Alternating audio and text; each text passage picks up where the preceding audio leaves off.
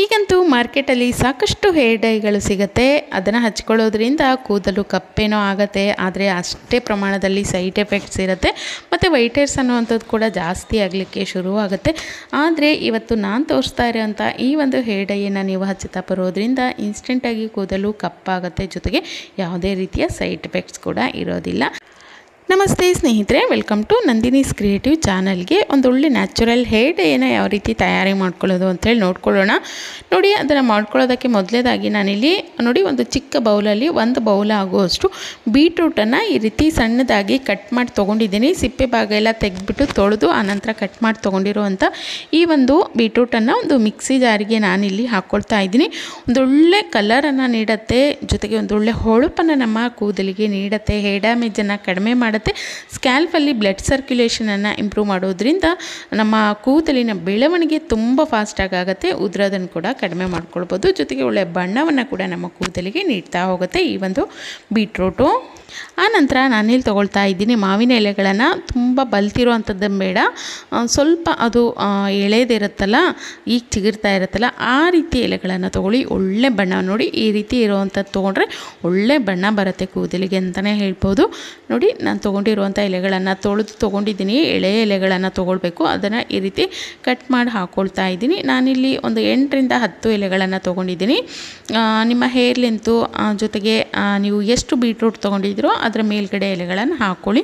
1 ಕಪ್ಪಿಗೆ ನಾನಿಲ್ಲಿ ಒಂದು 10 ರಿಂದ 12 ಎಲೆಗಳನ್ನು ಹಾಕ್ಕೊಂಡಿದ್ದೀನಿ. ಅದು ತೊಟ್ಟಿನ ಭಾಗವನ್ನು ಹಾಕುವಂಥ ಅವಶ್ಯಕತೆ ಇಲ್ಲ, ಅದನ್ನು ತೆಗೆದುಬಿಟ್ಟು ಬರೀ ಎಲೆಗಳನ್ನು ಹಾಕ್ಕೊಂಡಿದ್ದೀನಿ. ಆನಂತರ ನಾನಿಲ್ಲಿ ಒಂದು 8 ರಿಂದ 10 ದಾಸವಾಳದ ಎಲೆಗಳನ್ನು ಕೂಡ ಹಾಕ್ಕೊಂಡಿದ್ದೀನಿ. ಇನ್ನು ದಾಸವಾಳದ ಎಲೆಗಳು ಕೂದಲು ಡಲ್ಲಾಗಿದ್ದರೆ, ರಫ್ ಆಗಿದ್ದರೆ, ಒರಟಾಗಿದ್ದರೆ, ಡ್ಯಾಮೇಜ್ ಆಗಿದ್ದರೆ, ಉದುರ್ತಾ ಇದ್ದರೆ, ಬೆಳವಣಿಗೆ ಕಡಿಮೆ ಆಗಿದ್ದರೆ ಅದನ್ನೆಲ್ಲ ಸರಿ ಮಾಡ್ಕೊಳ್ಳೋದಕ್ಕೆ ಹೆಲ್ಪ್ ಆಗುತ್ತೆ. ಹೊಟ್ಟೆನ ಕಡಿಮೆ ಮಾಡ್ಕೊಳ್ಳೋದಕ್ಕೂ ಕೂಡ ತುಂಬ ಹೆಲ್ಪ್ ಆಗುತ್ತೆ.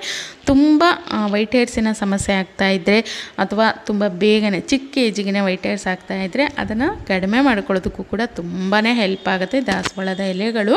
ಅದನ್ನು ಖಂಡಿತವಾಗ್ಲೂ ಸೇರಿಸ್ಕೊಳ್ಳಿ. ಮೊದಲು ತರಿಯಾಗಿ ಹಾಗೆ ರುಬ್ಕೊಳ್ಳಿ. ಆನಂತರ ಒಂದು ಅರ್ಧ ಕಪ್ ಆಗುವಷ್ಟು ನೀರನ್ನು ಸೇರಿಸ್ಕೊಂಡು ಈ ರೀತಿ ಸಣ್ಣಗೆ ರುಬ್ಕೊಳ್ಬೇಕು. ರುಬ್ಬಿರೋವಂಥ ಮಿಶ್ರಣವನ್ನು ನಾನಿಲ್ಲಿ ರಸವನ್ನು ಮಾತ್ರ ತೊಗೊಳ್ತಾ ಇದ್ದೀನಿ. ನಾವೇನು ಬೀಟ್ರೂಟು, ಮಾವಿನ ಎಲೆ ಮತ್ತು ಈ ಒಂದು ದಾಸವಾಳದ ಎಲೆ ಹಾಕಿದ್ವಲ್ಲ ಅದರೆಲ್ಲದರ ರಸವನ್ನು ಮಾತ್ರ ನಾನಿಲ್ಲಿ ತೊಗೊಳ್ತಾ ಇದ್ದೀನಿ. ಆ ತರಿ ಭಾಗವನ್ನು ನಾನಿಲ್ಲಿ ಸಪ್ರೇಟ್ ಮಾಡ್ಕೊಳ್ತಾ ಇದ್ದೀನಿ. ಇದನ್ನು ನೀವು ಸ್ಪ್ರೇ ಬಾಟಲ್ಗೆ ಹಾಕ್ಕೊಂಡು ಹಾಗೆಯೇ ರೂಟ್ಸಿಗೆ ಸ್ಪ್ರೇ ಮಾಡ್ಕೊಂಡು ಕೂಡ ಒಂದು ಅರ್ಧ ಗಂಟೆ ಬಿಟ್ಟು ಏರ್ ವಾಶ್ ಮಾಡ್ಬೋದು. ಅಥವಾ ಶಾಂಪೂ ಬಳಸ್ತೀವಿ ಅನ್ನೋಂಥ ಸಮಯದಲ್ಲಿ ಈ ರೀತಿ ರಸದೊಟ್ಟಿಗೆ ಶಾಂಪೂ ಹಾಕ್ಕೊಂಡು ಕೂಡ ಮಿಕ್ಸ್ ಮಾಡಿ ಹೇರ್ ವಾಶ್ ಮಾಡ್ಕೊಳ್ಳೋದ್ರಿಂದ ಒಳ್ಳೆ ಸಾಫ್ಟ್ ಆಗುತ್ತೆ, ಒಳ್ಳೆ ಹೊಳಪು ಕೂಡ ನಮ್ಮ ಕೂದಲಿಗೆ ಬರ್ತಾ ಹೋಗುತ್ತೆ. ನೋಡಿ, ನಾವಿಲ್ಲಿ ಡೈ ಮಾಡ್ಕೊಳ್ತಾ ಇದ್ದೀವಲ್ಲ ಅದನ್ನು ಮಾಡ್ಕೊಳ್ಳೋದಕ್ಕೆ ನಾನಿಲ್ಲಿ ಒಂದು ಕಬ್ಬಿಣದ ಬಾಣಲೆಯನ್ನು ಇಟ್ಕೊಂಡಿದ್ದೀನಿ. ಅದರಲ್ಲಿ ನಾವು ತೊಗೊಂಡಿರುವಂಥ ಬೀಟ್ರೂಟ್ ರಸವನ್ನು ಹಾಕ್ಕೊಳ್ತಾ ಇದ್ದೀನಿ.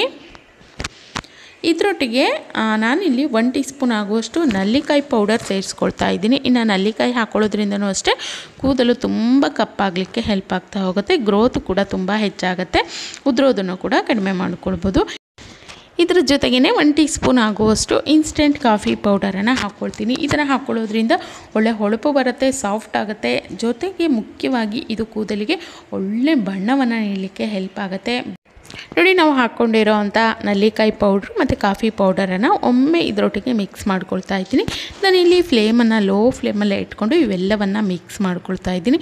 ಒಮ್ಮೆಲೆ ಹೈ ಫ್ಲೇಮ್ ಇಟ್ಕೊಂಡು ಇದು ಕುದಿಯೋವಂಥ ಸಮಯದಲ್ಲಿ ಹಾಕಿಬಿಟ್ರೆ ಗಂಟುಗಳಾಗ್ಬಿಡತ್ತೆ. ಹಾಗಾಗಿ ನೋಡಿ, ಈ ರೀತಿ ಚೆನ್ನಾಗಿ ಒಮ್ಮೆ ಮಿಕ್ಸ್ ಮಾಡ್ಕೊಳ್ಬೇಕು. ಆನಂತರ ನಿಮ್ಮ ಹೇರ್ ಲೆಂತನ್ನು ನೋಡಿಕೊಂಡು ನೀವಿಲ್ಲಿ ಮೆಹಂದಿ ಪೌಡರನ್ನು ತೊಗೊಳ್ಬೋದು. ಕಡಿಮೆ ಲೆಂತ್ ಇದೆ ಅಂದರೆ ಕಡಿಮೆ ತೊಗೊಳ್ಳಿ, ಜಾಸ್ತಿ ಲೆಂತ್ ಇದೆ ಅಂದರೆ ಜಾಸ್ತಿ ತೊಗೊಳ್ಳಿ. ನಾನಿಲ್ಲಿ ಹತ್ತತ್ರ ಒಂದು 5 ಟೀ ಸ್ಪೂನ್ ಆಗುವಷ್ಟು ಈ ಒಂದು ಮೆಹಂದಿ ಪೌಡರನ್ನು ತೊಗೊಂಡಿದ್ದೀನಿ. ಮೆಹಂದಿ ಪೌಡರನ್ನು ಹಾಕ್ತಾ ನೋಡಿ ಈ ರೀತಿ ಚೆನ್ನಾಗಿ ಒಮ್ಮೆಲೆ ಮಿಕ್ಸ್ ಮಾಡ್ಕೊಳ್ಬೇಕು, ಇಲ್ಲಾಂದರೆ ತುಂಬ ಬೇಗ ಗಂಟುಗಳಾಗ್ಬಿಡತ್ತೆ. ಹಾಗಾಗಿ ನೋಡಿ ಈ ರೀತಿ ಚೆನ್ನಾಗಿ ಮಿಕ್ಸ್ ಮಾಡ್ತಾ ಹೋಗಬೇಕು. ಫ್ಲೇಮನ್ನು ಲೋ ಫ್ಲೇಮಲ್ಲೇ ಇಟ್ಕೊಳ್ಬೇಕು. ಲೋ ಫ್ಲೇಮಲ್ಲಿ ಇಟ್ಕೊಂಡು ಇದನ್ನು ಈ ರೀತಿ ಚೆನ್ನಾಗಿ ಮಿಕ್ಸ್ ಮಾಡ್ತಾ ಹೋಗಿ. ಇದು ಸ್ವಲ್ಪ ಬಿಸಿ ಆಗ್ತಾ ಇರುತ್ತಲ್ಲ, ಹಾಗಾಗಿ ತುಂಬ ಬೇಗನೆ ಅದು ಗಟ್ಟಿಯಾಗಲಿಕ್ಕೆ ಶುರುವಾಗುತ್ತೆ. ಹಾಕಿದ ತಕ್ಷಣವೇ ಈ ರೀತಿ ಚೆನ್ನಾಗಿ ಮಿಕ್ಸ್ ಮಾಡ್ತಾ ಹೋಗಬೇಕು. ಇದೆಲ್ಲವೂ ಕೂಡ ಆ ಒಂದು ಬೀಟ್ರೂಟ್ ರಸದೊಟ್ಟಿಗೆ ಚೆನ್ನಾಗಿ ಮಿಕ್ಸ್ ಆಗ್ತಾ ಹೋಗುತ್ತೆ. ನೋಡಿ, ನಾನು ಕಲಿಸ್ತಾ ಇದ್ದಂಗೆ ನಿಮಗೆ ಅಲ್ಲಿ ಕಾಣಿಸ್ತಾ ಇರ್ಬೋದು, ಆ ಒಂದು ಕಲರ್ ಅನ್ನುವಂಥದ್ದು ಬಿಡಲಿಕ್ಕೆ ಶುರುವಾಗಿದೆ. ಅಂದರೆ ಆ ಕಪ್ಪು ಬಣ್ಣ ನಮ್ಮ ಈ ಒಂದು ಮೆಹಂದಿಯೊಟ್ಟಿಗೆ ಮಿಕ್ಸ್ ಆಗಲಿಕ್ಕೆ ಶುರುವಾಗಿದೆ. ಅಂದರೆ ನಾವಿಲ್ಲಿ ನಲ್ಲಿಕಾಯಿ ಪೌಡರ್ ಕೂಡ ಹಾಕಿರೋದ್ರಿಂದ ಒಳ್ಳೆ ಕಲರ್ ಬರುತ್ತೆ ಅಂತಲೇ ಹೇಳ್ಬೋದು.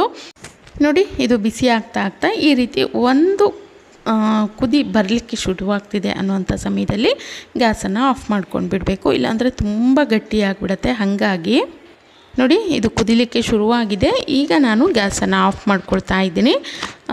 ಈ ಸಮಯದಲ್ಲಿ ಗ್ಯಾಸ್ ಆಫ್ ಮಾಡಿಬಿಟ್ಟು ಇದು ಕಂಪ್ಲೀಟಾಗಿ ತಣ್ಣಗಾಗಬೇಕು. ತಣ್ಣಗಾಗೋದಕ್ಕೆ ಹಾಗೆ ಬಿಡೋಣ.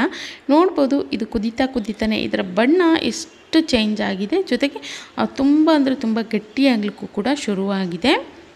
ನೋಡಿ, ಇದು ತಣ್ಣಗಾಗ್ತಾ ಇನ್ನಷ್ಟು ಗಟ್ಟಿಯಾಗಲಿಕ್ಕೆ ಶುರುವಾಗುತ್ತೆ. ಹಾಗಾಗಿ ಅದನ್ನು ತುಂಬ ಗಟ್ಟಿಯಾಗೋವರೆಗೂ ನಾವು ಬಿಡಬಾರ್ದು. ಇದು ಕಂಪ್ಲೀಟಾಗಿ ನಾನು ಒಂದು ದಿನ ಹಾಗೆ ಬಿಡ್ತಾ ಇದ್ದೀನಿ. ಸಮಯ ಇಲ್ಲ ಅಂದರೆ ಒಂದು 5-6 ಗಂಟೆನಾದರೂ ಬಿಡ್ಬೋದು. ನಾನಿಲ್ಲಿ ರಾತ್ರಿ ಪೂರ ನೆನೆಸಿಟ್ಕೊಳ್ತಾ ಇದ್ದೀನಿ. ಮಾರನೇ ದಿನ ಬೆಳಗ್ಗೆ ತೋರಿಸ್ತಾ ಇದ್ದೀನಿ. ನೋಡ್ಬೋದು ಇದರ ಬಣ್ಣ ಯಾವ ರೀತಿ ಚೇಂಜ್ ಆಗಿದೆ ಅಂಥೇಳಿ. ತುಂಬ ಒಂದು ಒಳ್ಳೆಯ ನ್ಯಾಚುರಲ್ ಹೇರ್ ಡೈ ಅನ್ನುವಂಥದ್ದು ರೆಡಿಯಾಗಿದೆ. ಅದು ಕೂಡ ತುಂಬ ಕಡಿಮೆ ಪದಾರ್ಥಗಳಲ್ಲಿ, ಅದರಲ್ಲೂ ಮನೆಯಲ್ಲೇ ಸಿಗುವಂಥ ಪದಾರ್ಥಗಳಿಂದ ನ್ಯಾಚುರಲ್ ಆಗಿರುವಂಥ ಒಂದು ಹೋಮ್ ಮೇಡ್ ಹೇರ್ ಡೈ ಅನ್ನೋವಂಥದ್ದು ರೆಡಿಯಾಗಿದೆ.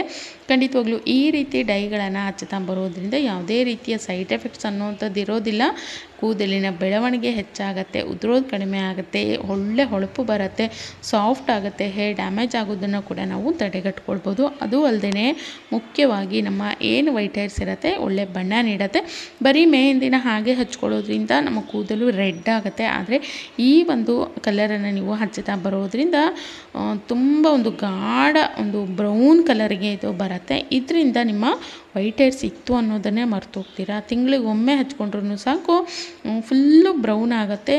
ತುಂಬ ಗಾಢವಾಗಿರುವಂಥ ಬ್ರೌನ್ ಕಲರ್ಗೆ ಇದು ಬರುತ್ತೆ. ನಾವು ವೈಟ್ ಹೇರ್ಸ್ ಆದ ತಕ್ಷಣ ಏನು ಮಾಡ್ತೀವಿ, ಕೆಮಿಕಲ್ ಡೈಗಳನ್ನು ಹಚ್ಚಲಿಕ್ಕೆ ಶುರು ಮಾಡ್ತೀವಿ. ಅದರಿಂದ ತಕ್ಷಣದಲ್ಲಿ ಕೂದಲು ಕಪ್ಪೇನೋ ಆಗುತ್ತೆ, ಆದರೆ ಸೈಡ್ ಎಫೆಕ್ಟ್ಸ್ ಅನ್ನೋವಂಥದ್ದು ನಮಗೆ ಹೆಚ್ಚಾಗಿ ಕಾಡಲಿಕ್ಕೆ ಶುರುವಾಗುತ್ತೆ. ಉದುರುವಂಥದ್ದು, ಬೆಳವಣಿಗೆ ಕಡಿಮೆ ಆಗುವಂಥದ್ದು, ಮತ್ತು ವೈಟ್ ಹೇರ್ಸ್ ಅನ್ನೋವಂಥದ್ದು ಹೆಚ್ಚಾಗುವಂಥದ್ದು. ಕೆಲವೊಬ್ಬರಿಗಂತೂ ಬೊಕ್ಕ ತಲೆ ಆಗಲಿಕ್ಕೆ ಶುರುವಾಗುತ್ತೆ. ಅಷ್ಟು ಒಂದು ಸೈಡ್ ಎಫೆಕ್ಟ್ಸ್ ಅನ್ನೋವಂಥದ್ದು ಇದರಿಂದ ಆಗುತ್ತೆ. ಜೊತೆಗೆ ಸ್ಕಿನ್ ಅಲರ್ಜಿ ಕೂಡ ಆಗುತ್ತೆ. ಆದರೆ ಈ ರೀತಿ ಮನೆಯಲ್ಲೇ ಮಾಡ್ಕೊಂಡಿರುವಂಥ ನ್ಯಾಚುರಲ್ ಕಲರ್ಗಳನ್ನು ಹಚ್ಕೊಳ್ಳೋದ್ರಿಂದ ಯಾವುದೇ ರೀತಿ ಸೈಡ್ ಎಫೆಕ್ಟ್ಸ್ ಕೂಡ ಇರೋದಿಲ್ಲ. ಜೊತೆಗೆ ಒಳ್ಳೆ ಬಣ್ಣವನ್ನು ಕೂಡ ನಮ್ಮ ಕೂದಲು ಪಡಿತಾ ಹೋಗುತ್ತೆ. ಟ್ರೈ ಮಾಡಿ ನೋಡಿ. ಇಷ್ಟ ಆಯಿತು ಅಂದರೆ ಲೈಕ್ ಮಾಡಿ, ಹಾಗೆ ತಪ್ಪದೇನೆ ಸಬ್ಸ್ಕ್ರೈಬ್ ಕೂಡ ಮಾಡ್ಕೊಳ್ಳಿ. Thank you.